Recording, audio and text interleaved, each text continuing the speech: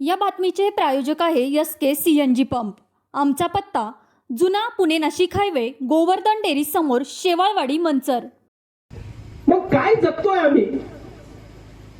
संत महात्मांनी आम्हाला जागृत केलं की मनुष्य देही तरी साधी नारायण, नाही तर हीन पशु होणं.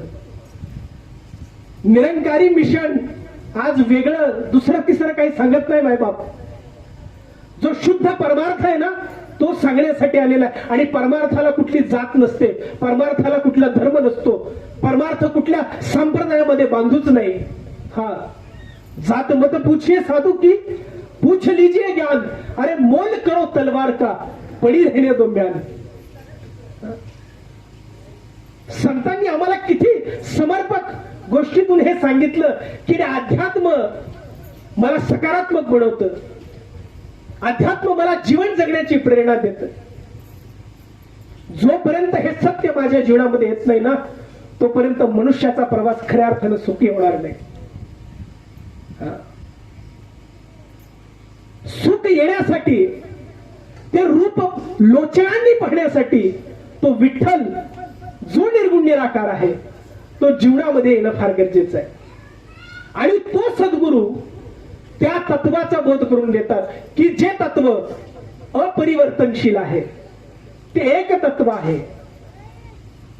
हा, ईश्वर अल्लाह वाहेगुरु, चाहे कहो श्रीराम, सबका मालिक एक है, उन्हें हजारो नाम.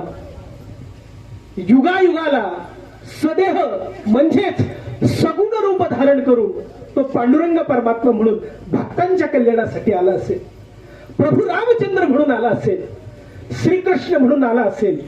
हा, सगुण रूपामध्ये नाव वेगवेगळे असतील परंतु ती चैतन्य सत्ता मात्र एक आहे, ते तत्व मात्र एक आहे. आणि त्या तत्वाला जाणता येतं हेच आमच्या संतांनी सांगितलं ना. हा निखळ आणि शुद्ध परमार्थ आहे महाराज. हा परमार्थ, हा परमात्मा जेव्हा जीवनामध्ये येतो ना, हे दर्शन जेव्हा होतं ना तेव्हा सगळ्यात महत्वाचं म्हणजे मला स्वतःची प्राप्ती होते. मी कोण आहे हा प्रश्न पडला पाहिजे महाराज. माणसाच्या दैनंदिन जीवनामध्ये माणसाला अनेक प्रश्न पडतात, विनाकारणचे प्रश्न असतात, अनेक प्रश्न पडत असतात ज्याचा काहीही घेणं देणं नाही.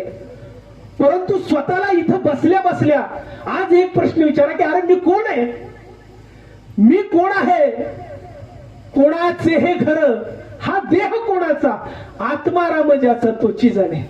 आणि या देहामध्ये कुठलं चैतन्य मला चालवतोय, बोलवतोय, जे खातोय मी ते अन्न पचवलं जातंय. अरे नव्हे नव्हे, आईच्या उदरातून बाहेर येण्याआधी कुणी दुधाची उत्पत्ती केली, त्या तत्वाला जाणणं म्हणजे अध्यात्म आहे. सर्वा घटी राम देहा देही एक. आणि हे चैतन्य सर्व ठिकाणी नांदत आहे. हा आत्मबोध सद्गुरूच्या कृपेमुळे येतं आणि जीवन सहज होतं सत्संगाची. उदाहरणं कितीतरी संतांची आपण ऐकलेली आहे. मग ते संत नामदेव महाराज असतील, हा, चांगदेवांचं उदाहरण देखील आम्ही ऐकतो ना. कितीतरी वेळा कथा कीर्तना प्रवचनांमधून ऐकलं. म्हणतात की चांगदेव महाराज विद्वान, किती विद्वान. अरे 1400 वर्ष ज्यांचं आयुष्य होतं, इतकं पांडित्य होतं, रिद्धी सिद्धी, बाप रे बाप, न जाणे काय काय त्यांच्याकडे विद्या होता. पण म्हणाले आत्मज्ञान नव्हतं, ब्रह्मज्ञान नव्हतं, तत्व जीवनामध्ये आलं नव्हतं, बोध जीवनामध्ये आला नव्हता, सद्गुरूच नव्हता महाराज. हा, आणि 14 वर्षाची मुक्ताई माझी त्या चांगदेवाला आत्मबोध करून दिला, त्या तत्वाचं दर्शन करून दिलं. काय म्हणलं मुक्ताबाई, अरे म्हणे चांगदेवा, हा, पाहून घे रोकडे, म्हणे मुक्ताबाई ऐक चांगदेवा, पाहून घे रोकडे, जगामध्ये ब्रह्म दिसे उघडे. ब्रह्म उघडं दिसत रे, ते अनुभवाला येतं. पण तुला काय करावं लागेल, सद्गुरूला शरण यावं लागेल. 1400 वर्ष आयुष्य असलेला चांगदेव, इतकी विद्या, रिद्धी सिद्धी, इतकं सगळं असणारा चांगदेव सरेंडर व्हायला तयार होत नव्हता, समर्पित व्हायला तयार होत नव्हता. म्हणून जवळ असणारं ब्रह्म सुद्धा दिसत नव्हतं. जेव्हा मुक्ताईबाईंना शरण गेला, संत मुक्ताईंना शरण गेला ना, तेव्हा चराचरामध्ये असलेला भगवंत दिसू लागला. एकच सोने नाना परी लेणे, बाळी आणि बुगडे, जगामध्ये ब्रह्म दिसे उघडे. बोध जीवनामध्ये आला. हाच बोध संत तुकाराम महाराजांच्या जीवनामध्ये आला. तेव्हा ते लिहितात, नित्य पाठाचे 12 अभंग उघडून बघा महाराज. 12 अभंग कदाचित पाठ असतील आमच्या, पण त्या अर्थाकडं हा दास तुमचं लक्ष नेऊ इच्छितो. संत तुकाराम महाराज देखील म्हणतात की अरे सांडारे कल्पना, सगळ्या कल्पना बाजूला सरा. ओळखारे वस्तू, परमात्म्याला वस्तू म्हटलं. सांडारे कल्पना, ओळखारे वस्तू, नका आड राणी जाऊ जणी. कुठं जायची गरज नाही म्हटले. नका आड राणी जाऊ जणी, जणी झालं कोठे बुडवाल हित, विचारी म्हणा आपुलिया. आपुलिया जीवे शिवाशी पहावे. कुणाला म्हटले? आपुलिया जीवे शिवाशी पहावे आणि आत्मसुख घ्यावे. वेळोवेळा घ्यावे आत्मसुख, स्वरूपी मिळावे आणि भूतीली न व्हावे. तुका म्हणे बाबा चैतन्य स्वामींकडून चराचरामध्ये असलेला पांडुरंग परमात्मा जे बाहेर आहे ते तुझ्या आतमध्ये आहे. सगळीकडे पांडुरंग परमात्मा विराजमान आहे. हा बोध झाल्यानंतर ते शब्द आहेत. हा आणि म्हणून म्हणाले ना, विष्णुमय जग. अरे काय कल्पना आहे. हा ब्रह्मबोध, आत्मबोध झाल्यानंतरची सत्संगाची खूण आहे की म्हणाले विष्णुमय जग. विष्णुमय जग, मय जग म्हणजे काय? अरे प्रत्येकामध्ये माझा विष्णू आहे. विष्णुमय जग, वैष्णवांचा धर्म, भेदाभेद भ्रम अमंगळ. कुणाशी भेद करू, कुणाचा तिरस्कार करू?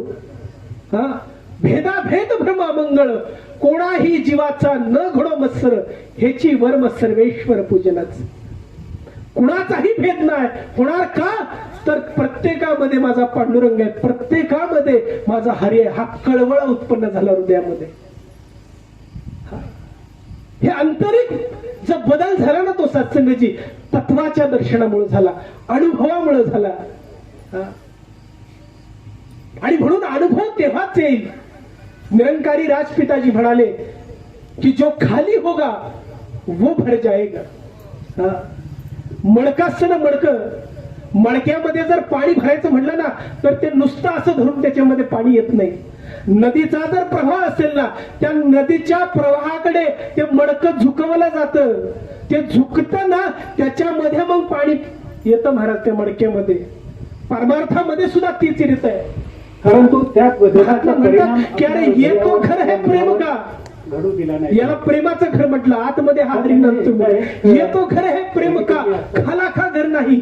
शीश उतारे, मस्तक जोपर्यंत साधूच्या चरणावरती झुकवत नाही ना, शीश उतारे भुई धरे, मोठ्याने बोला. तब बैठे घर तेव्हा या घरामध्ये परमात्मा म्हटले विराजमान होतो. आणि मग ती भावना होते की विष्णुमय. अरे प्रत्येकामध्ये माझा हरी, प्रत्येकामध्ये माझा वैर कुणाशी करू, कुणाची दुश्मनी करू.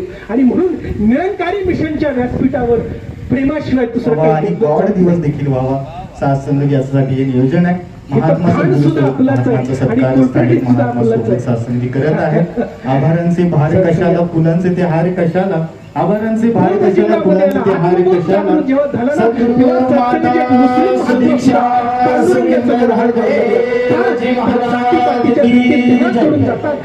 आभारांचे भार कशाला, फुलांचे. आपल्याला महाराजांना द्यायचंय. त्यांच्या मुखातून आपल्याला जास्तीत जास्त श्रवण करायचं. म्हणून जास्त न बोलता सरांनी सांगितलं किंवा आतापर्यंत